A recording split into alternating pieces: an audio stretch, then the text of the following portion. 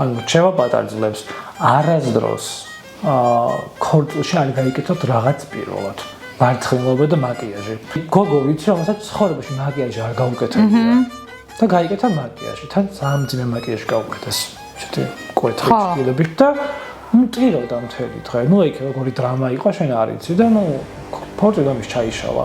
ყოფილა შემთხვევაში გაუკეთებია ძალიან მსუბუქი მაკიაჟი, მაგრამ მაინც ანუ ძალიან ქაოს გავარეს. ანუ რჩება პატარძას პირველი. აუცილებლად გაიგეთონ ჭყალებში პრობლემა, ანუ სატესტო მაკიაჟი არ შეიძლება აი ესე უცებ პირველივე დღეს გამოხვიდე და უცებ მე შენ თავი არ მოგეწოს.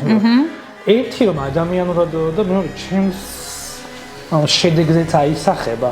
შენ თუ თქვენ დაბღვეული სახით იქნები ფოტოები არ გამოვა ერთია და რაც ამ კაი ფოტოები გადავიღო, მაინც არ მოეწონა, იმას თავისთავად უკვე არ მოსწონს. მე რეალია თმა აი ვიღაცები მთელი ცხოვრება ბატრები გაშლოთ თმას და უცებ იწევენ თმას და მე რაღაცა არ მომწონს. ნუ კიდევ ბევრი მომენტებია, ვთქვათ, თუ უხეშად ვთქვათ გაქვს წონა, რაც არის პრობლემა. პრობლემა არის ჩემთვის არა, რომ მე არ მაწუხებს ვიღაცის წონა, პირიქით მიყვარს საყვარელი ფულახა ხალხი, მაგრამ ანუ ვიცი რომ მე იტყვიან რომ გამახტუნე ფოტოებში.